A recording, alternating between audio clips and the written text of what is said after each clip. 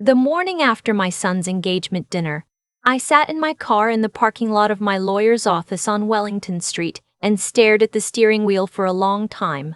I had the quilt folded on the passenger seat beside me, still wrapped in the tissue paper I'd pressed it into 3 weeks earlier, hands shaking slightly from excitement, not nerves.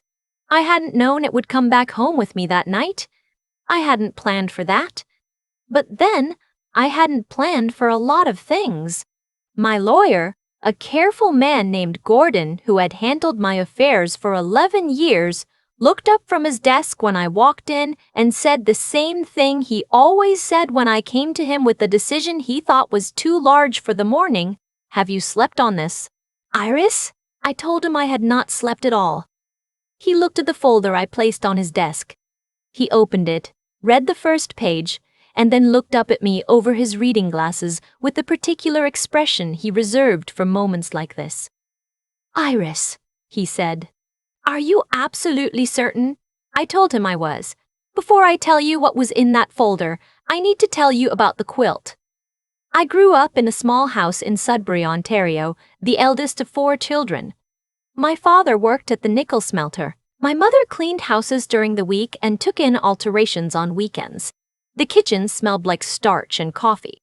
And the living room floor was always covered in fabric scraps because that was where my mother set up her ironing board when she had a big job to finish. She wasn't a woman who talked much about feelings. She showed them in other ways. When my youngest sister got married at 22, my mother spent 4 months hand-stitching a quilt from pieces of fabric that had meaning. A square from the dress she wore to her first day of school. A square from my father's work shirt. A square from the curtains that had hung in our kitchen for 30 years. She sewed a note into the backing, small and private, just for my sister to find. I watched her make that quilt. I was 26 and newly married myself, sitting at her kitchen table with a cup of tea, and I watched her hands move over the fabric in the lamplight. I thought, I will do this for my children one day. I will do exactly this. It took me decades to understand what she was actually giving. It wasn't fabric. It wasn't even time, though it was months of that. It was a piece of herself that couldn't be bought and couldn't be replicated and would never exist again, exactly that way. My son is 34. His name is Daniel, and he is a structural engineer with a good firm in Toronto. I am proud of him. I have always been proud of him. I want to say that clearly before I say anything else. When he called me in February to tell me he was engaged, I cried in the way you cry when something you've hoped for finally arrives. He'd been with his fiancée for 2 years. I had met her a handful of times. She was polished in the way of someone who had been taught that polish was a form of character, and she looked at the world with an alertness that I had initially mistaken for curiosity, but later understood was more like assessment. Her name was Kendall. Her mother's name was Vivian Holsworth. The engagement dinner was held at a private dining room in a restaurant in Yorkville. Not the kind of place I would have chosen, but I understood it wasn't my choice to make. I wore the dark blue dress I bought the previous autumn for my friend's retirement party. I had my hair done that afternoon. I brought the quilt. I should explain what the quilt was. Over the course of 2 winters, I had made it from fabric that carried the story of Daniel's childhood. There was flannel from the pajamas he wore, the Christmas he turned 4, the ones with the little trains on them. There was cotton from the shirt I'd been wearing the first time he called me from university, voice tight with homesickness, telling me he wasn't sure he'd made the right choice. There was a square from the tea towel his grandmother had embroidered and left to me when she passed. There was a piece of the curtain that had hung in the window of the first apartment I'd rented on my own. The one I'd moved into after his father and I separated when Daniel was 11. The apartment where I'd rebuilt everything. I sewed it by hand. Not because I had to, I have a good machine, but because I wanted the time in it. I wanted the hours. I wanted him to be able to feel, if he ever thought about it, that someone had sat in a chair for 2 winters and thought about him with every stitch. I wrapped it in white tissue paper and tied it with a green ribbon because green has always been his favorite color. When I arrived at the restaurant, a young woman at the entrance looked at my name card and said, "Oh, are you here with the catering staff?" I told her I was the groom's mother. She apologized and showed me to the table. I sat down. The table was set beautifully. There were flowers I didn't know the names of, white and architectural. There was a calligrapher's menu card at each place.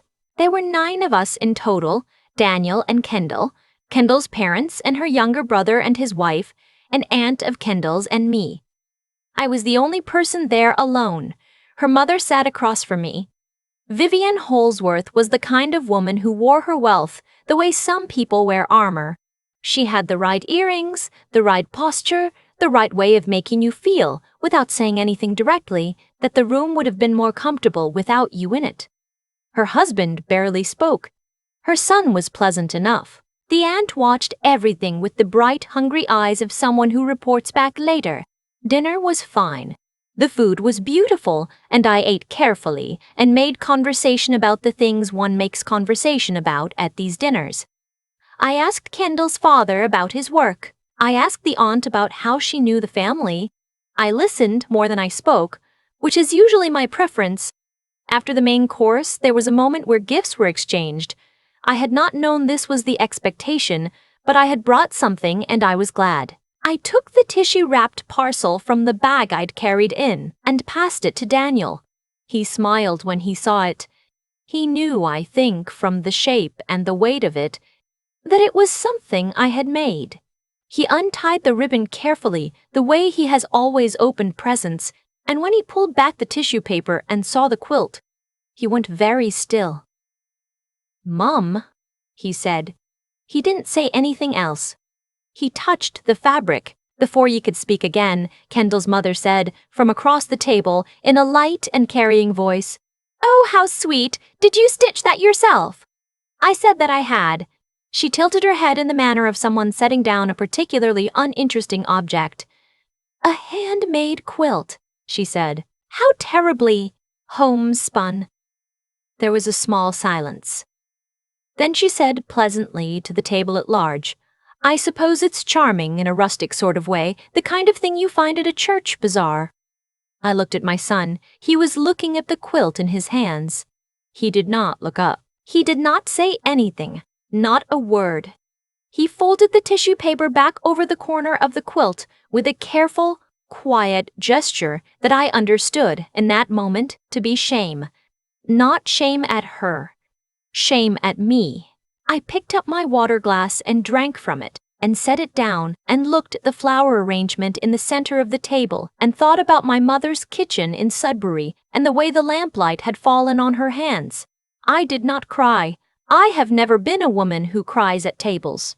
After dessert, while the others were talking, I reached over and took the quilt from where it had been placed at the edge of the table, folded the tissue paper around it again, and tucked it back into my bag.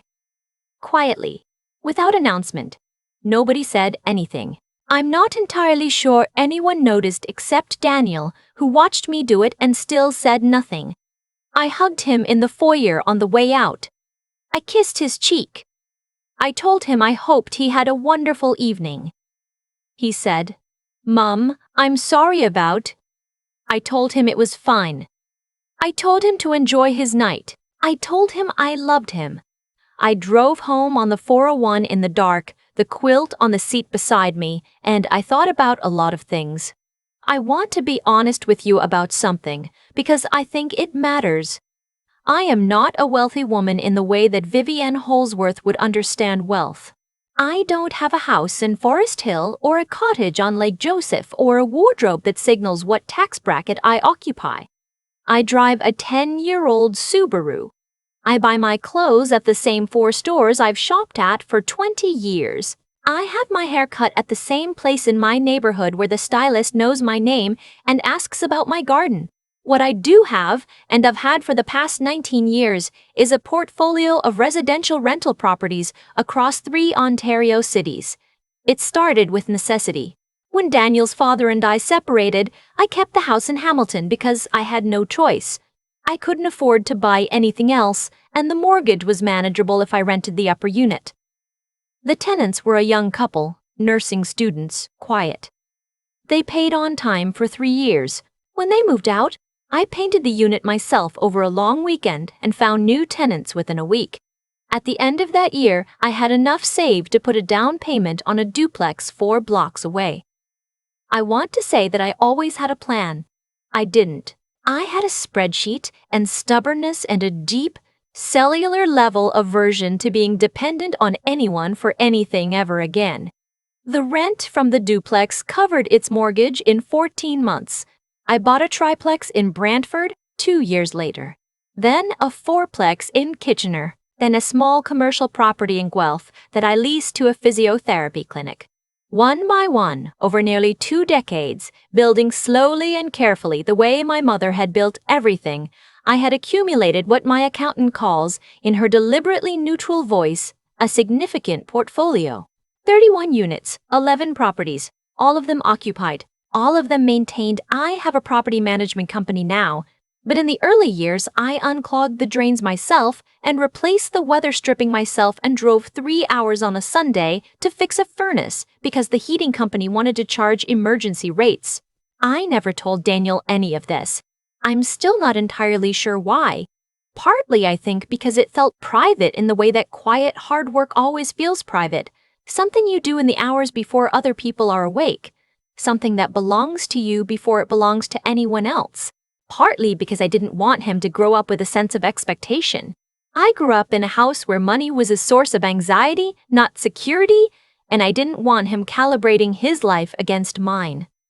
I wanted him to build his own, and partly, I think, because I am the kind of person who has always found it easier to do things than to explain them. So Daniel knew I owned the house in Hamilton and a couple of rental properties. He did not know about the other 9. He did not know about the commercial units. He did not know about the RRSP and the TFSA and the non-registered accounts that Gordon has been managing for the past 8 years with his careful, measured hands. He did not know that the building on King Street West in Hamilton where his fiancée's family held their corporate office space, a heritage building, red brick renovated carefully over 3 years beginning in 2014. He did not know that building was mine. I had bought it at a time when nobody wanted old commercial property in that part of Hamilton. Everyone told me it was a mistake. The broker told me I was paying too much for a liability. My sister told me I was losing my mind. I spent 14 months and a sum of money that made Gordon go quiet on the other end of the phone, bringing it up to standard, new electrical, restored brick, original windows repaired rather than replaced because I cared about what the building was before I owned it. By 2019, it was fully tenanted. The anchor tenant was a mid-sized accounting and consulting firm that had taken the top 2 floors on a long commercial lease. They were good tenants. They paid well. I had never met them in person. That was Gordon's territory. What I did not know, until I came home that night from the engagement dinner and sat at my kitchen table at 11:30 at night and opened my laptop for reasons I could not entirely explain, what I did not know was that the accounting firm on the top 2 floors of my building on King Street West was the firm founded by Vivian Holsworth's husband, the Holsworth Group, established 1987. Currently leasing floors 3 and 4 at I cross-referenced the address 3 times because I wanted to be certain. My building. I sat with that for a while. I made tea. I looked at the quilt, which was sitting on the chair across from me. I thought about my mother's hands in the lamplight. I thought about Daniel's face when he looked at the quilt and didn't say anything. I thought about the word homespun and the light, practiced way it had been delivered. And I thought about the young woman at the entrance of the restaurant who had assumed I was the catering staff. I thought about the fact that none of them, not Vivian, not her husband, not Kendall, had any idea who I was. And I thought, well, that's something I have the power to change. The next morning I drove to Wellington Street and sat in the parking lot for a while, and then I went in and placed the folder on Gordon's desk. Inside the folder was a decision I had been considering since approximately midnight. The Holsworth Group's lease was due for renewal in 8 months. Standard commercial renewal, nothing unusual. Gordon had been preparing to send the standard documentation. What I was asking him to do instead was to notify them in the proper legal form and with the proper notice period as required under Ontario commercial tenancy law that I would not be renewing the lease, that I had decided to repurpose the top 2 floors, that they would need to make other arrangements. Iris, Gordon said. He took off his glasses, he put them back on. They've been in that building for 6 years. I told him I was aware of that. Commercial space of that quality in that location. He stopped. Started again. They'll have difficulty finding something comparable on short notice. I told him I understood. He looked at me carefully. Is there something you want to tell me? I told him the engagement dinner had not gone especially well. He sat back in his chair. Gordon has known me for 11 years. He understands, I think, the distance between what I say and what I mean. He looked at the folder and then at me for a long moment. All right, he said. I'll prepare the notice. I want to be honest about something else. I am not a vindictive person by nature. I have never believed that the purpose of having power is to punish people with it. I have known women who spent their energy building elaborate structures of revenge, and I have watched those structures consume them.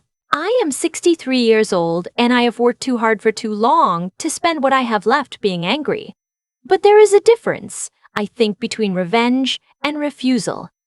I was not trying to hurt anyone.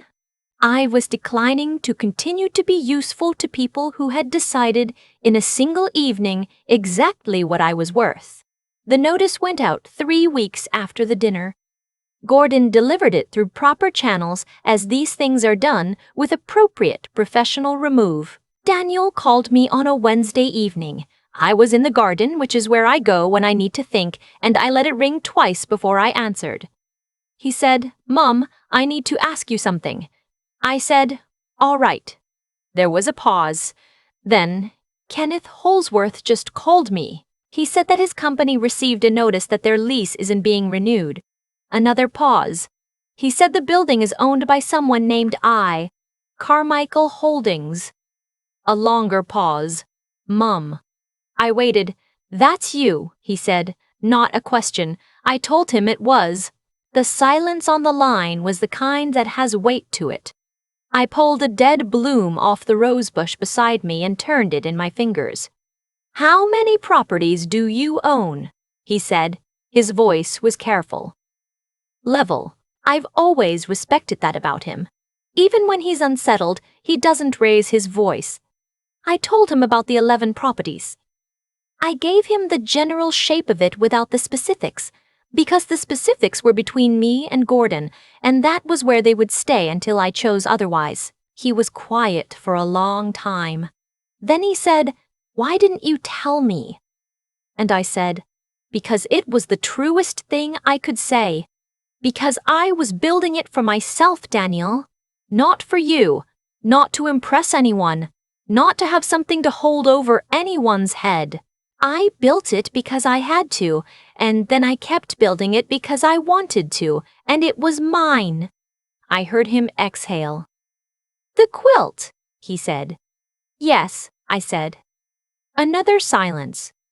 Different in quality than the one before. "I should have said something," he said. "At the dinner. I should have said something when I told him I knew.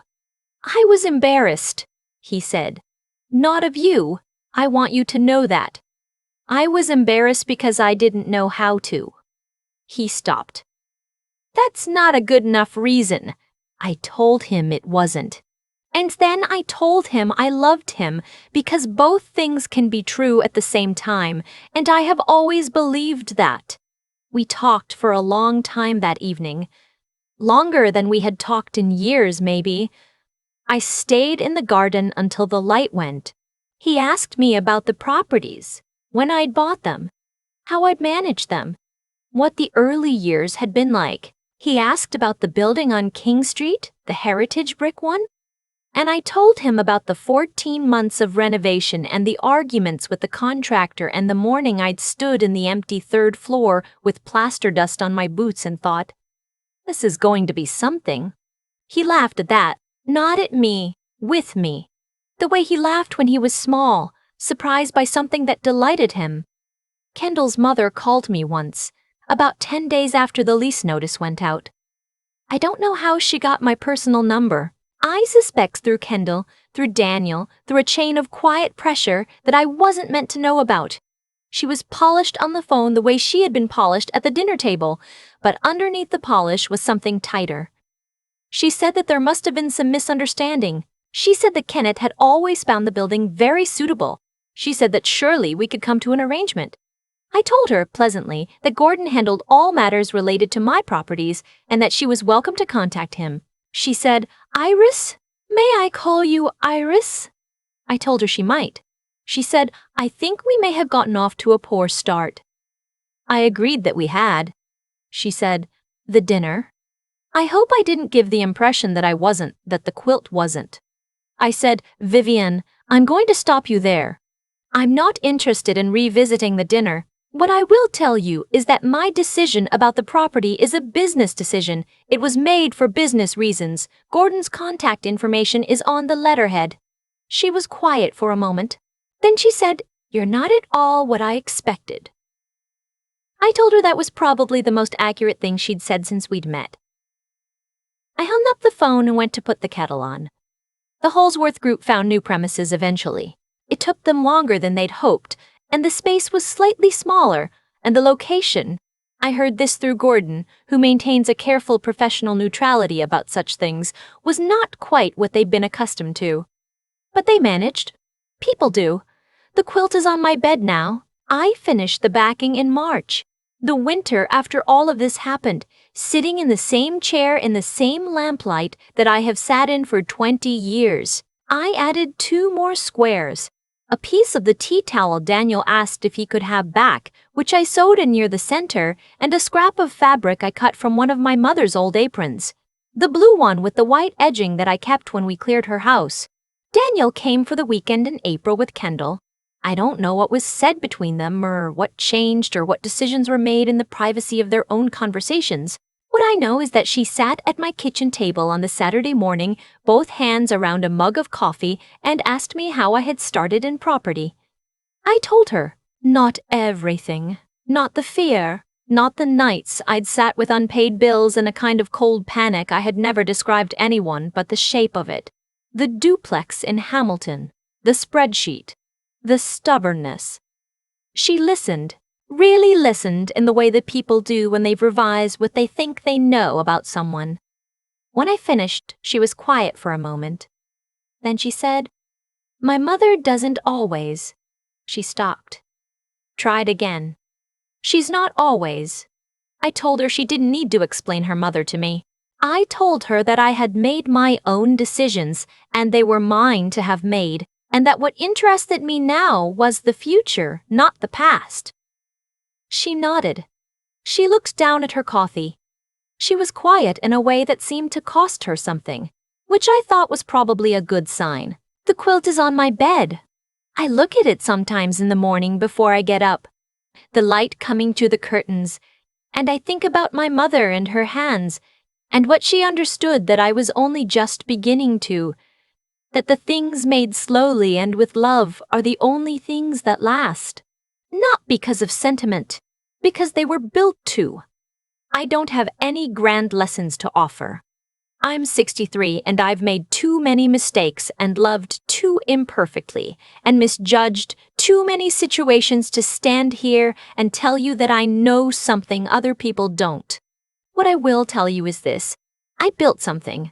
I built it quietly over 20 years in the hours before other people were awake, with my hands and a spreadsheet and a stubbornness I inherited from a woman who took in alterations on weekends. Nobody saw me do it. Nobody was meant to. And when the moment came where someone looked at the thing I had made, the real thing, the handmade thing, the thing that had cost me 2 winters of evenings, and dismissed it with a word designed to shrink me, I picked it up and brought it home.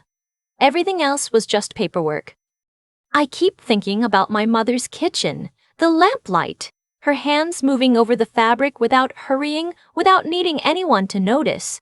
She never talked about what she was doing in terms larger than the doing of it. She just did the work, and the work became the thing, and the thing outlasted everything else. I think that's what I didn't understand for a long time. That the life you build in the quiet hours, without an audience, is the realest life you have. Vivienne Holsworth looked at my quilt and saw a church bazaar item. She looked at me and saw the catering staff. What she was actually seeing was 19 years of early mornings and unpaid Sundays, and a woman who had decided, a long time ago, that she would rather build something true than perform something impressive. The consequences of that night didn't come from anger. I want to be honest about that. When I sat at my kitchen table at 11:30 and opened my laptop, I wasn't shaking. I wasn't rehearsing speeches. I was just thinking clearly, maybe more clearly than I had in years, about what I owed to whom and why. And the answer I kept arriving at was not this. I don't owe this particular arrangement to people who decided in a single evening exactly what I was worth. That's something I've come to believe, not because anyone taught it to me, but because I've lived long enough to watch it repeat. The way you treat people when you think they have nothing to offer you is the truest thing about your character. Vivienne wasn't cruel because she was powerful. She was diminished by her own smallness. The cruelty was just the evidence of it. Daniel had to sit with that too. His silence at that table cost him something. Not my love, which was never in question, but his own sense of himself. I think he knew it immediately. The careful way he folded the tissue paper back over the quilt told me everything. He was ashamed, and not of me. That kind of reckoning is painful, and it's necessary, and there's no shortcut through it. You just have to look at what you did and decide who you want to be after. What I hope he takes from all of this, what I hope anyone takes, is something simpler than a lesson. It's more like a question to carry. When the moment comes where someone you love is being made small and you have the power to say something, what do you choose? Not in the grand moments, in the quiet ones, at the dinner table, with the people watching. Intelligence without that kind of courage is just performance. Hard work without decency to anchor it is just accumulation. I've known smart people who built impressive things and left wreckage behind them. And I've known ordinary people who built small, honest lives and left something that lasted. My mother was the second kind. I have spent 63 years trying to be. The quilt is on my bed.